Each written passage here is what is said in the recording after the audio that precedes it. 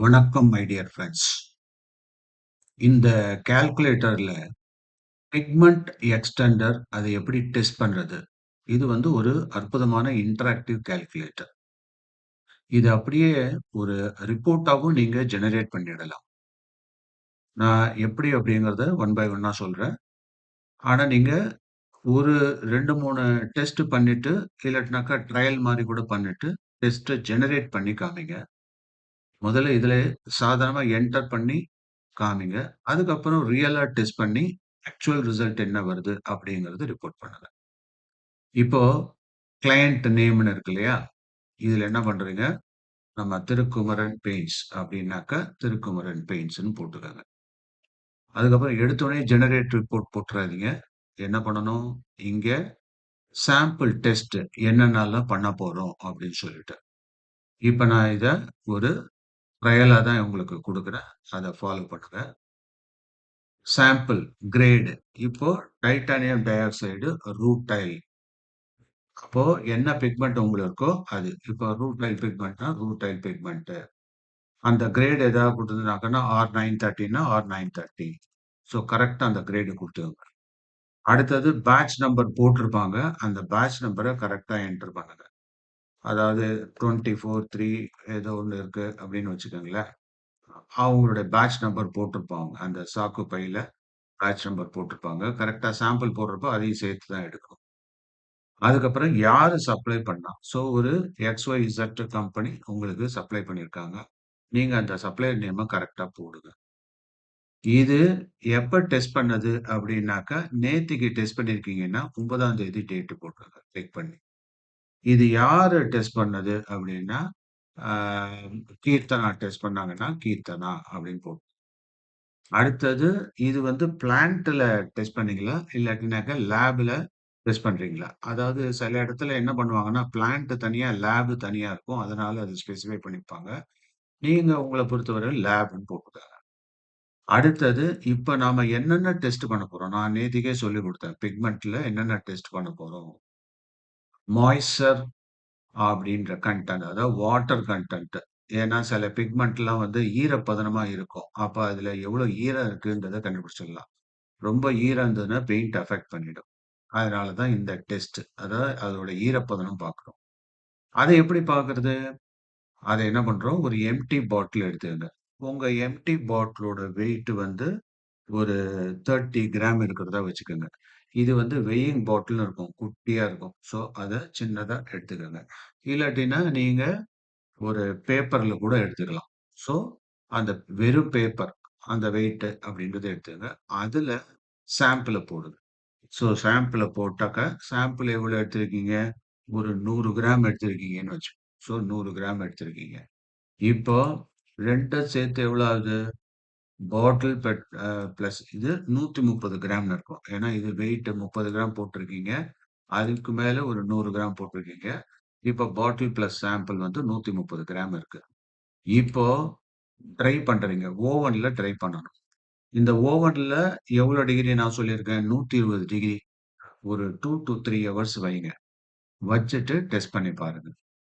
இல்லையா? வச்சதுக்கு அப்புறம் மறுபடியும் நான் சொன்னேன் இல்லையா? டெசிகேட்டர். இப்ப டெசிகேட்டர் இல்லன்னா சாதாரணமாவே ஆ லேபுக்குள்ள வச்சுருங்க. பக்கத்துல ஆனா தண்ணி படாம பார்த்துக்கங்க. ஸோ, அது வந்து இப்போ எவ்வளோ இருக்கு அப்படின்னு பார்த்தாக்கா, ஆ கிட்டத்தட்ட ஒரு 126 இருக்கு அப்படிங்கிறத வச்சுப்போம். இந்த வெயிட். அப்போ உங்களுக்கு மாய்ஸ்சர் கன்டென்ட் எவ்வளோ இருக்குனாக்கா 4% இன்ஸ்டன்ட்டா சொல்லிடும் உங்களுக்கு. இப்ப புரியுதா? அதாவது நீங்க கால்குலேட்டர்லாம் உட்கார்ந்து போட்டுட்டு இருக்கணும்னு அவசியம் இல்ல. இத கிளிக் பண்ணாலே அடுத்த நிமிஷம் ஆன்ஸர். சப்போஸ் 127 இருக்குன்னு வச்சுக்கோங்க. 127ன்னா மாறுது பார்த்தீங்களா? 3% இருக்கு அப்படின்னு அர்த்தம். ஸோ, சப்போஸ் இப்போ 129 இருக்கு அப்படின்னு வச்சுக்கோங்க. அப்போ 1% தான். இல்லையா? ஸோ, அப்ப இதுலேருந்து என்ன தெரியுது? இப்போ இந்த வாட்டர் வந்து எஸ்கேப் ஆயிடுச்சு இல்லையா? அந்த எஸ்கேப் ஆன வாட்டர நம்ம கரெக்ட்டா இங்க கண்டுபிடிச்சுட்டோம். ஸோ, மாய்ஸ்சர் கன்டென்ட் எவ்வளோ இருக்கு அப்படிங்கிறத. அதாவது நம்ம சாலிட்ஸ் பார்த்தோம் இல்லையா? அதோடைய ஆப்போசிட் டெர்ம் தான் இது. சாலிட்ஸ்ன்னு என்ன சொல்றோம்? சாலிட் கன்டென்ட்னா, வேப்பர்லாம் போனதுக்கு அப்புறம் மிச்சம் என்ன இருக்கு அப்படிங்கிறத நம்ம பார்க்குறோம் இல்லையா? இது அப்படியே ரிவர்ஸ் கால்குலேஷன். அதாவது வேப்பர் எவ்வளவு போச்சு? இந்த இடத்துல வேப்பர் அப்படின்றது moisture, water vapour. So water அதுல எவ்வளவு போச்சு? அப்படின்னா என்ன அர்த்தம்? அது வாட்டர் முன்னாடி இருந்திருக்குன்னு அர்த்தம். வாட்டர் கன்டென்ட் பிக்மெண்ட்ல பர்ட்டிகுலரா இனிமேட்டுக்கு மழை காலம் வருது. இந்த மழை காலத்துலலாம் இந்த மாரி பிக்மெண்ட் வந்து தண்ணிய உரியக்கூடிய தன்மை இருக்கும். அப்போ வந்து அது பெயிண்ட்ட வந்து பாதிக்கும். அததான் நம்ம டெஸ்ட் பண்றோம். ஸோ மாய்ஸ்சர் கன்டென்ட் அப்படிங்கிறது தான். அடுத்தது சீவ் ரெசிடியூ அனாலிசிஸ். இது நான் ஏற்கனவே உங்களுக்கு சொல்லிக் குடுத்துருக்கேன்.